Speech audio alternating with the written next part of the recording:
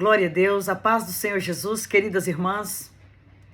Eu, Esther Pacheco, pastora da Igreja Batista Independente, como todas vocês já conhecem, estou aqui em pedido da irmã Meire para transmitir esta palavra.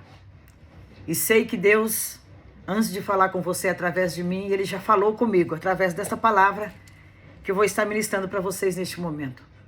Lembrando que a palavra ela só surte efeito em nossas vidas, ela não surte efeito pela pessoa que prega. A palavra ela não surte efeito em nós pelo tom que a pessoa prega, mas ela surte efeito em nós quando nós estamos com o nosso coração aberto para receber a palavra. E a palavra de Deus, ela tem objetivos. E os objetivos dessa palavra é consolar, exortar, corrigir e edificar. Esse é o objetivo da palavra de Deus. E quando nós recebemos ela dessa maneira, temos a certeza de que ela vai surtir um grande efeito em nossas vidas. Então eu convido você a navegar comigo neste momento na palavra de Deus, palavra essa que vai nos edificar neste momento. Vocês que estão nesse propósito de jejum e oração, esse é o tema da palavra que nós queremos agora transmitir à sua vida. Eu tenho certeza que você já tem orado, já tem buscado a Deus, e agora é o momento de você ouvir a palavra. Antes de eu ler o texto que foi mencionado para mim, que é o livro de Esther, capítulo 4, versículo 16, eu pergunto para você, irmã, eu pergunto a você, qual é a motivação, a sua motivação para estar jejuando e orando? Qual é a sua motivação para jejuar e orar? Por que razão você está fazendo isso? Qual o propósito do seu jejum e qual o propósito da sua oração? Nós sabemos que um jejum sem propósito, só passamos fome. Uma oração sem propósito, sem objetivo e sem alvo, se torna uma oração vaga. E oração vaga não chega ao trono da graça. Porque a Bíblia diz que quando formos orar, devemos entrar no trono da graça com confiança. E quando nós entramos no trono da graça com confiança, então nós entramos com alvo, com objetivo, com uma razão. Nós temos um projeto, nós temos um plano. Eu não vou tirar um momento para jejuar e orar simplesmente para fazer. Eu preciso de um projeto, eu preciso de um plano para esse período que eu estou fazendo de jejum e oração. Então, se eu jejuar sem propósito, eu passo fome. Se eu orar sem um alvo, a minha oração se torna uma oração vaga. Isso é muito importante. Então, quando você decidiu fazer esse propósito que vocês estão fazendo, eu acredito sim, que como mulheres de Deus que vocês são, sábias, vocês devem ter um propósito muito importante. Porque a Bíblia diz, o nobre projeta coisas nobres, e pela sua nobreza estará seguro. E tem um outro versículo que diz, projetando tu alguma coisa, seja firme e a luz brilhará no seu caminho. Por mais que seja difícil, por mais que no momento do jejum, da oração, por mais que no momento do propósito apareça dificuldade, porque com certeza isso aparece, que apareça dificuldade, você não pode desistir. Permaneça firme e a luz vai brilhar no seu caminho e você vai ver, você vai prosseguindo com a vitória e você vai ver o quanto valeu a pena. Nós estamos diante de um texto maravilhoso. E para nós chegarmos neste versículo, nós sabemos bem, conhecemos bem a história de Esther. O nome dela antes era Hadassa, mas quando chegou na cidade, eles colocaram o nome dela de Esther, foi mudado então o nome dela, ali na cidade de Suzã. E agora ela é uma moça escolhida também para ser rainha. E com a mão e o toque de Deus, ela foi escolhida. É uma história linda, muito maravilhosa. Então lembra de uma coisa, assim como Deus tinha um propósito na vida de Esther, Deus tem um propósito em sua vida. Antes que Esther chegasse na posição de rainha, Deus já tinha preparado uma cadeira de rainha para ela.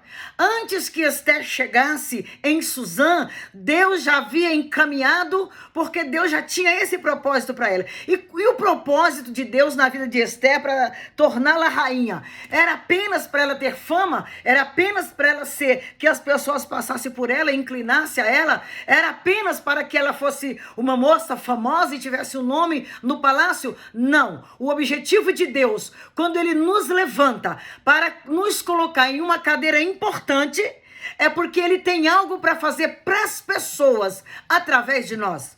Quando Deus levanta uma mulher e coloca ela numa posição de destaque, não é para que ela seja famosa, não é para que ela seja adorada, não é para que ela seja louvada, mas é para que ela seja útil, é para que ela seja boa, é para que ela faça algo para alguém. Existe alguém esperando o que você faça na posição que você está. Deus te colocou numa posição.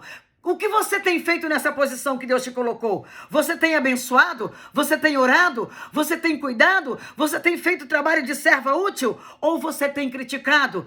Tem isolado? Você tem humilhado? O que você tem feito na posição que Deus te colocou?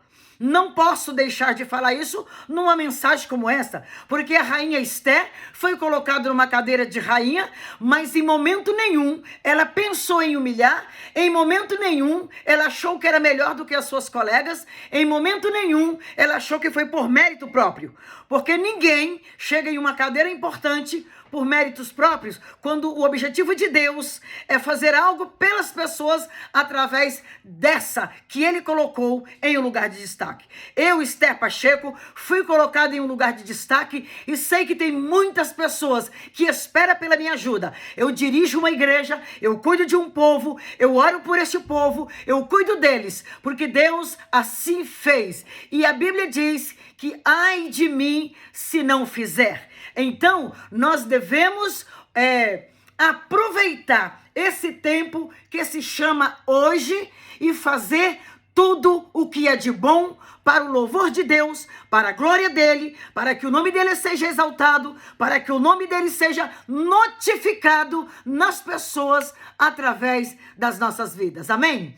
Glória a Deus. Então, o versículo aqui diz assim: quando o tio de Esther chegou e disse para ela o que estava acontecendo, o perigo em que eles estavam correndo e a proposta de que eles receberam da parte do inimigo.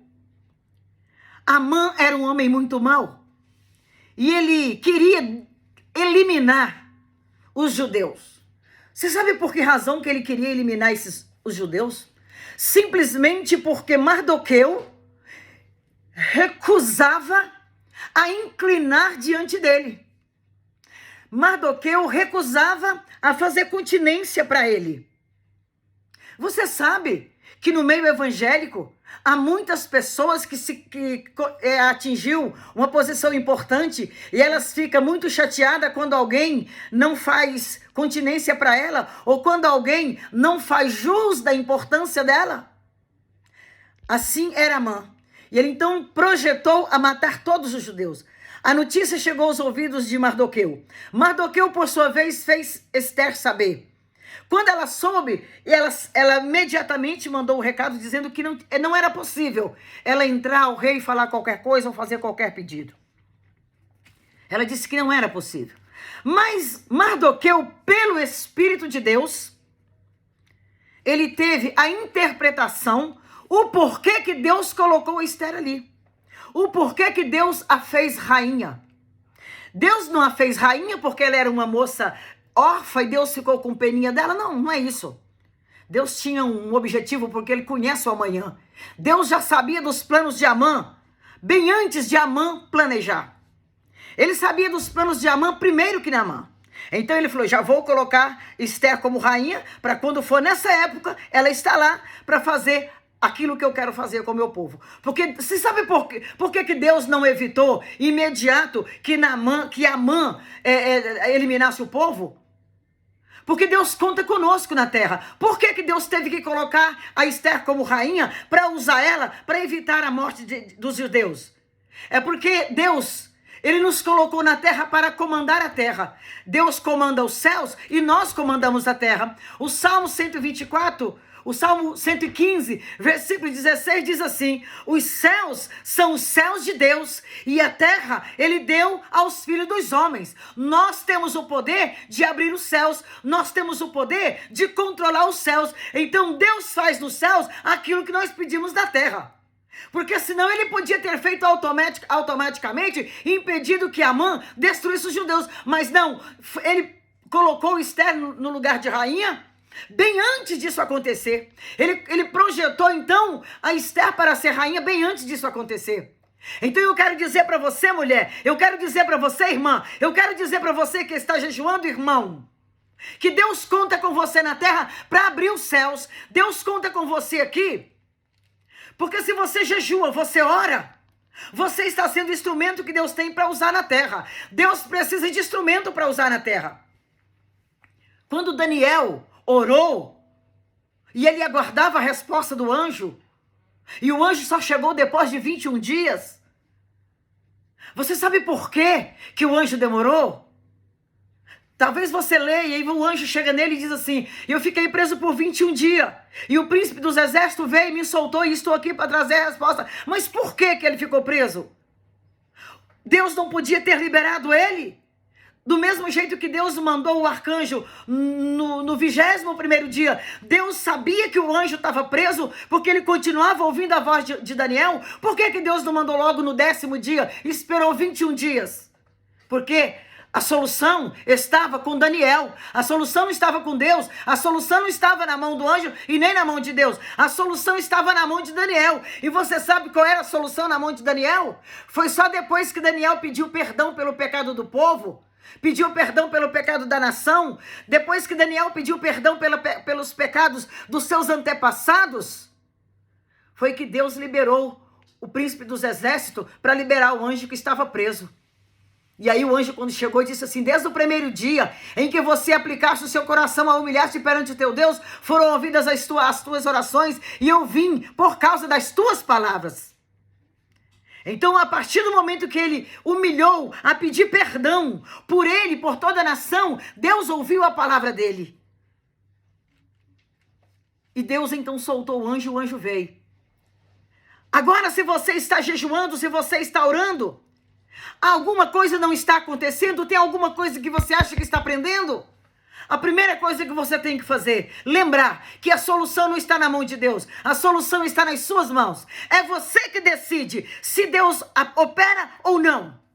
Somos nós que decidimos se Deus faz ou não. Sabe por quê? Porque somos nós que temos a chave aqui na terra. Ele disse assim: e eu vos dou a chave do reino dos céus. O que você ligar na terra, está ligado no céu. O que Deus ligar na terra, está desligado no céu. Então é você que tem o poder de ligar e de desligar.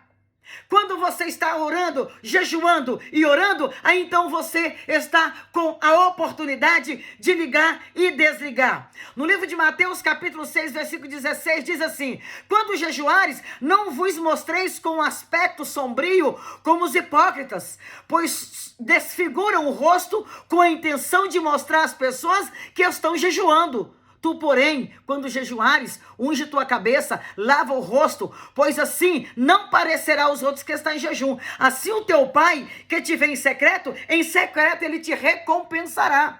Olha só, ele não só vai atender o seu pedido em secreto, mas ele vai te recompensar em secreto. Isso é muito importante. Em Joel, capítulo 12, diz assim: contudo, agora diz o Senhor, convertei-vos a mim de todo o vosso coração, com jejum, lamento e pano de saco. E não rasguei as vossas vestes, mas rasgais os vossos corações e não as vossas vestes, e convertei-vos a mim, diz o Senhor. Porque não adianta jejuar e orar e não converter a Deus. Não adianta orar e jejuar, passar dias e dias de joelho orando, ou dias jejuando, mas o coração não ser convertido. Coração convertido é aquele coração que não faz mais as mesmas coisas velhas que fazia antigamente. Coração convertido é coração que vive em novidade de vida. E viver em novidade de vida, a gente não mostra isso com palavras, a gente mostra isso com frutos. Então não permita que o seu jejum e a sua oração seja inútil. Esdras, capítulo 8, versículo 21, diz assim: então ali de perto do riacho, do riacho Ava, dei ordem para que houvesse um dia dedicado ao jejum. Todos nós deveríamos nos ajoelhar em sinal de humilhação e orarmos. Quando você jejua, você se humilha? Qual é o seu nível de humildade? Porque a nossa humildade não pode aparecer no nosso rosto, porque humildade não é pobreza, humildade é um fruto.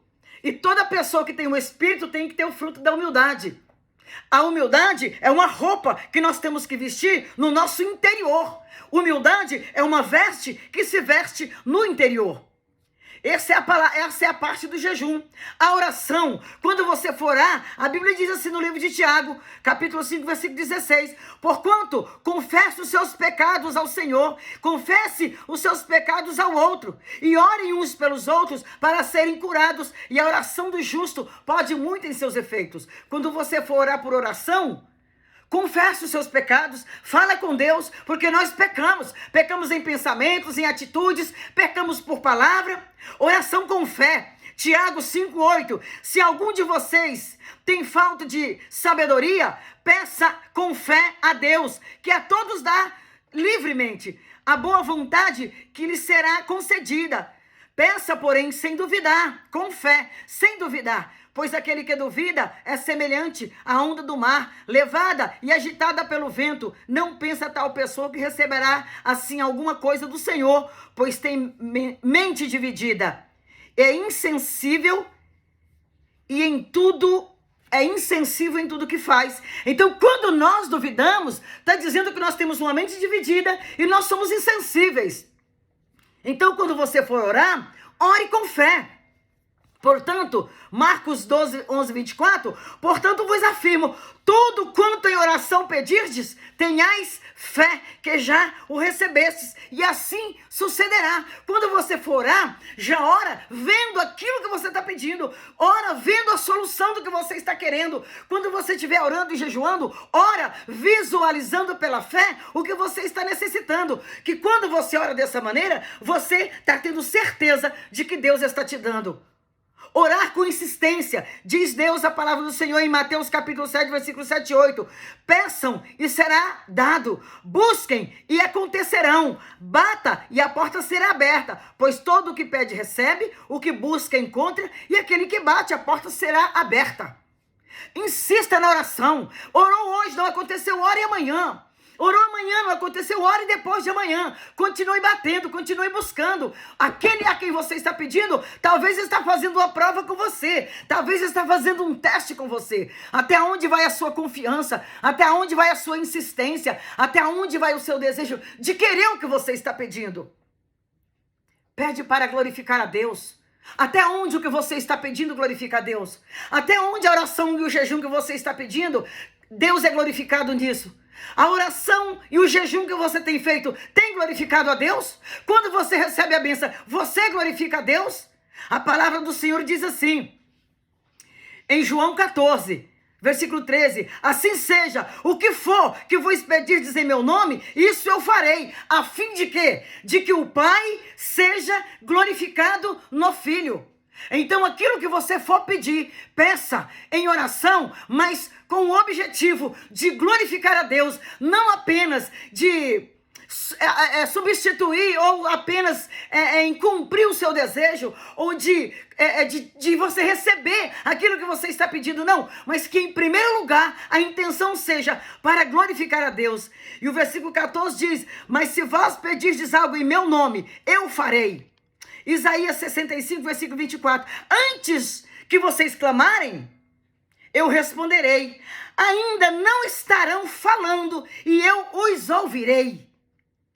1 Pedro 3,12, porque os olhos do Senhor estão sobre os justos e os seus ouvidos estão atentos às suas orações, mas o rosto do Senhor volta contra os que praticam o mal. Aleluia! Então, queridas irmãs, queridos irmãos, a irmã Mary falou 15 minutos, mas ela disse que se eu pudesse ir a mais, eu podia. Então nós vamos chegar a 20 minutos e eu quero te dizer, não deixe que a sua oração seja em vão, não deixe que a sua oração seja vaga, não passa dias de fome, coloque propósito e que o primeiro objetivo seja adorar a Deus, glorificar a Ele e ser útil para o seu irmão. Você tem a chave, o que você ligar na terra, Deus liga no céu, o que você desligar na terra, Deus desliga no céu. Os céus são os céus de Deus e a terra Ele deu a nós para nós dominar. Deus te abençoa em nome de Jesus. Aleluia.